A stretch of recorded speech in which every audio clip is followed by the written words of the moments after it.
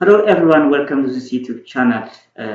Today we are going to solve one mathematics algebra problem, that is if x squared plus y squared is equal to 25 and x times y is 7, and what is x plus y the whole square.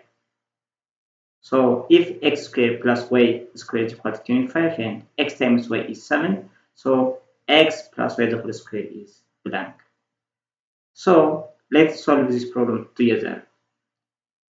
X plus y the whole square is equal to x plus x squared plus y squared plus 2xy.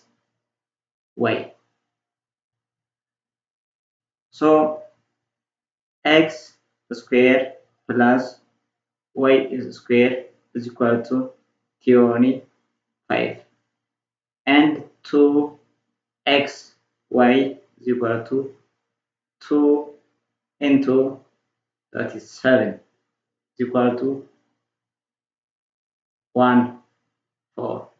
So x squared plus y squared plus 2xy is equal to x plus y the whole square. X plus y the whole square is equal to 25 plus 1 4 is equal to 39. Thank you for watching, like and subscribe.